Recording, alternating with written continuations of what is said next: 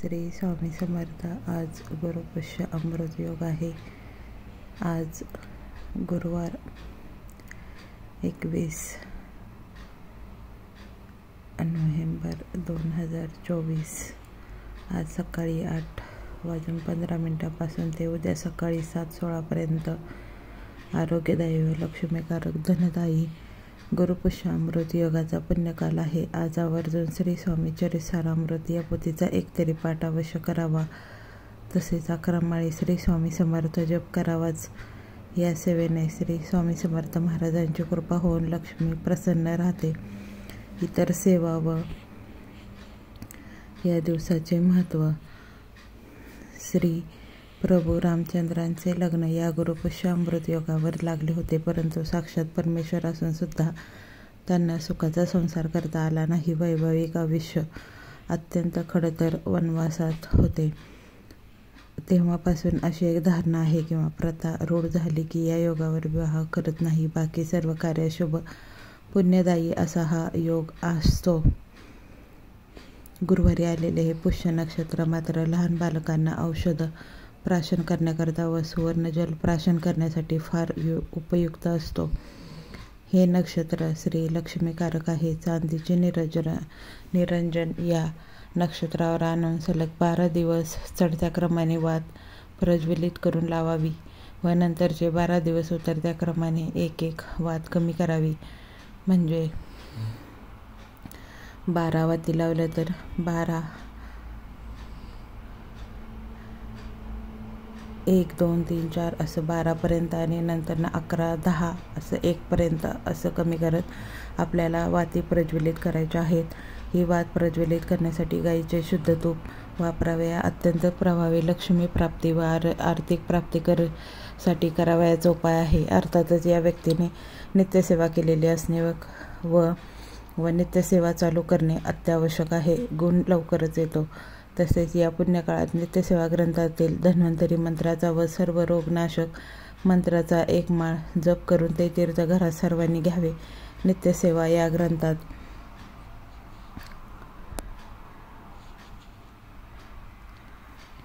नित्यसेवा या पुस्तकात हे मंत्र दिले आहेत। नित्यसेवा या काळात करता आली तर अतिउत्तमच आहे। तसेच हा योग लहान बालकांना औषधयुक्त सुवर्णजल प्राशन म्हणजे पाजण्यासाठी अत्यंत शुभ असतो। या सुवर्ण प्राशन संस्कार असेही म्हणतात। पुष्य नक्षत्र हे औषधी व रोग निवारण करणारे शुभ नक्षत्र आहे। डॉक्टरांनी लिहून दिलेली औषधं घेण्याची सुरुवात जमले तर या गुरुपुष्य योगावर करावी।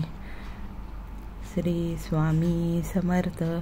असेच गुरुपुष्य योगावर भरपूर उपाय आहेत, ते आपण पुढे व्हिडिओमध्येही पाहणार आहोत। नक्कीच आजपासून गुरुचरित्र वाचन सुद्धा तुम्ही चालू करू शकता। दुर्गा सप्तशीचे पाठ करू शकता। त्याचबरोबर सारामृतचे पाठही करू शकता। गुरुवार व पुष्य नक्षत्र हा एकच दिवशी आल्यास गुरुपुष्य अमृत योग होतो। या दिवशी सोने खरेदी करतात। पुष्य नक्षत्र हे श्रेष्ठ नक्षत्र होय। आपल्या एखाद्या जपाची साधनेची सुरुवात करायची असेल तर गुरुपुष्य योग उत्तमच। आपण जर गुरु मंत्र घेतला असेल तर या दिवशी होईल तितका गुरुमंत्राचा इष्टदेवतेचा जप करावा, तो म्हणजे श्री स्वामी समर्थ। हा जप आजपासून रोज 11 माळी व सारामृतचे वाचन सुद्धा आजपासून तुम्ही सुरू करू शकता। गुरुपुष्य अमृत योग म्हणजेच गुरुपुष्य नक्षत्र योग। आपल्या भारतीय संस्कृतीप्रमाणे हा योग सर्वात शुभ योग म्हणून ओळखला जातो। गुरुपुष्य हा योग पुष्य नक्षत्रासहित गुरुवारी येतो। गुरुवार हा आपला स्वामींचा वार आहे, त्यामुळे प्रत्येक गुरुवार हा गुरुपुष्य अमृतासारखाच योग आहे। हा योग खूप महत्त्वाचा मानला जातो। या मुहूर्ताला आपण सर्व शुभ कार्याला सुरुवात म्हणजे शुभारंभ करत असतो। त्याचप्रमाणे गृहप्रवेश सुद्धा आपण या मुहूर्तावर करू शकतो। सोने चांदी खरेदी करणे, मालमत्ता आणि इतर गुंतवणूक खरेदी करणे, नवीन व्यवसाय सुरू करणे, विद्यारंभ म्हणजे शिक्षण सुरू करण्यासाठी व इतर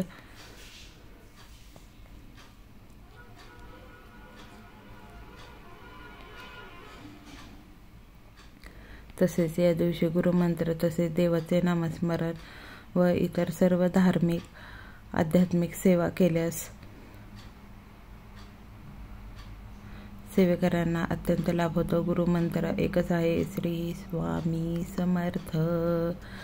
पुष्यामृत गुरुवारी येणे हा योग दुर्मिळ आहे, म्हणूनच याला आपण अमृत योग असेही संबोधतो. या अमृत योगावर नक्कीच स्वामीचरित्र सारामृतचे पारायण सुरू करावे. घरातील ईशान्य कोपऱ्यात म्हणजे देवघरात उजव्या कोपऱ्यात श्रीसूक्त पुरुषसूक्त वाचून व पंचोपचार पूजा करून कलश स्थापन केल्यास घरात धनधान्य वृद्धी व लक्ष्मी प्राप्ती होते. आपण देवघरामध्ये कलश स्थापन करतो, तो जर आज आपण पुन्हा स्थापन केला तर त्याचं खूप मोठं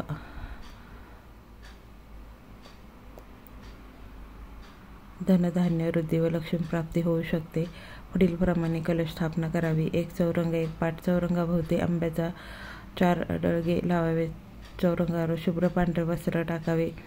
त्यावर मध्यभागी थोडे तांदूळ टाकावे. त्यावर एक कलश, त्यात पाणी, नाणे व सुपारी टाकून ठेवावी. त्यात 5 विड्याची पाने ठेवावी. त्यावर श्रीफळ ठेवावे. पूजेची माहिती. आपण पूजेकरता भरून घेतलेल्या कलशात गंध, अक्षता व फुले टाकावे व खालील मंत्र म्हणावा.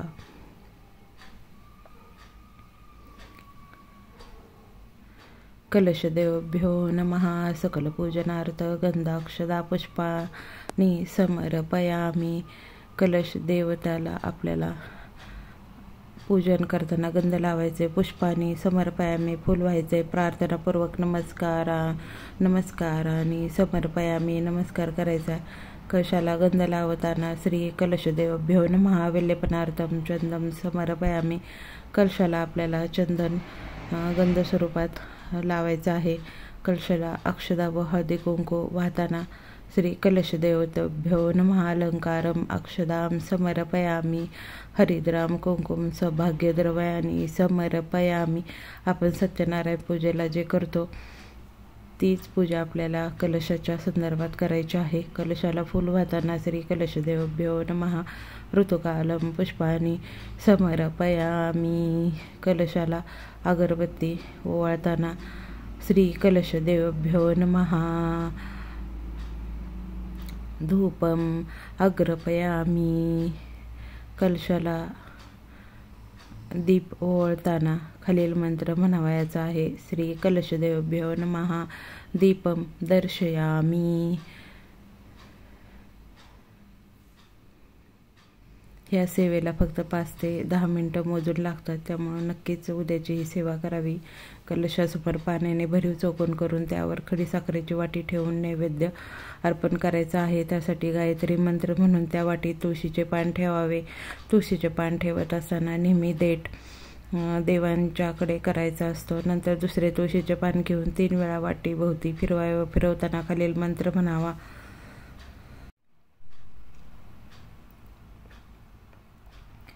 सत्यम वर्तम परिसिंचयामि. ओम तत्सवितुर्वरेण्यं भर्गो देवस्य धीमहि धियो यो नः प्रचोदयात. असं म्हणत असताना 3 वेळा तुळशीने पाणी वाटीभोवती फिरवायचं आहे. नंतर तुळशीचे पान कलशासमोर ठेवून द्यायचे आहे. त्यानंतर दुसरे तुळशीचे पान घेऊन खालील मंत्र म्हणावायचा आहे. ओम प्राणाय स्वाहा. खडी साखरेच्या वाटीला 3 वेळा आपल्याला तुळशीचं पान फिरवायचं आहे. ओम अपानाय स्वाहा, ओम व्यान्याय स्वाहा, ओम उदानाय स्वाहा, ओम समानाय स्वाहा, ओम ब्रह्मणे अमृताय स्वाहा. पुन्हा एकदा तुळशीचे पान घेऊन वरील प्रमाणे 3 वेळा फिरून मंत्र म्हणून कलशासमोर ठेवावे. अशी सोपी पूजा आपण करायची आहे. खडी साखरेचा नैवेद्य दाखवला तरी चालतो. त्याचबरोबर तुम्ही शिऱ्याचा नैवेद्यसुद्धा दाखवू शकता.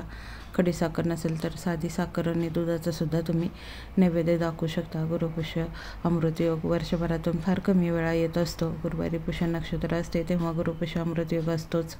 हा शुभ दिवस मानला जातो. या नक्षत्राला सर्व नक्षत्राचा राजा संबोधले जाते. या नक्षत्राचा स्वामी गुरु आहे. या दिवशी कुठलेही काम केल्यास सफलता प्राप्त होते. या दिवशी माता लक्ष्मीची पूजा केली जाते. सर्वसामान्य मनुष्य देखील या मुहूर्ताचा चांगला लाभ घेऊ शकतो. या गुरुपुष्य अमृतयोगामध्ये केलेले जप, तप, ध्यान, दान, धर्म फार मोठे फळ देणारे असतात. जर आपणास नेहमी कुठल्याही कार्यात अपयश येत असेल, असे की नोकरी, व्यवसाय, घरातील काही बंद झालेली कार्य सुरू करायचे असेल, तर आपणास गुरुपुष्य अमृत योग हा लाभदायक ठरू शकतो. गुरुपुष्य योग हा फार कमी वेळा येतो, कारण की जेव्हाही गुरुवारी पुष्य नक्षत्र येते तेव्हाच गुरुपुष्य अमृत योग हा बनत असतो. या शुभ मुहूर्तावर आपण सोने, चांदी खरेदी करू शकता, नवीन घराचे बांधकाम, वाहन घेणे हे कार्य करू शकता. गुरुवारी कुठलेही शुभ कार्य करणे फार चांगले असते, कारण हा आपल्या स्वामींचा वार आहे, म्हणजे आपल्या गुरुचा वार आहे. आपल्याला कुठल्याही कार्यात यश मिळू शकते. जेव्हा गुरुवार व पुष्य नक्षत्र एकत्र येतात तेव्हा अत्यंत शुभ फल देणारा अमृतयोग तयार होता. आपण या दिवसाचा फायदा घेऊ शकतो व वर्षभरातील गुरुपुष्य अमृताच्या नोंदी ठेवणं खूप महत्त्वाचं आहे. आपणास लग्नाचा बस्ता फाडायचा असेल तर हा चांगला योग आहे. एखादी व्यक्ती साधक असेल तर त्यांच्याकरता देखील हा चांगला दिवस असतो. ईश्वराचा आशीर्वाद प्राप्त करण्याचा प्रयत्न करण्याचा दिवस. ज्यांना या गुरुपुष्य अमृत योगाबद्दल माहिती आहे असे जाणकार या दिवशी माता लक्ष्मीची साधना करतात. माता लक्ष्मीची साधना म्हणजे माता लक्ष्मीचा मंत्र ओम, नववर्ण मंत्र ओम ऐं ब्रीं क्लीं चामुंडाय विच्चे दुर्गा सप्तशतीचे पाठ करू शकता. सगळ्यात सोपी आणि सुंदर अशी महालक्ष्मीची ही साधना आहे. या दिवशी कुठलीही साधना केल्यास चांगली फळे प्राप्त होतात. याच गुरुपुष्य योगाच्या मुहूर्तावर जाणकार माता लक्ष्मीचे आवाहन करतात व सुख समृद्धी प्राप्त करतात.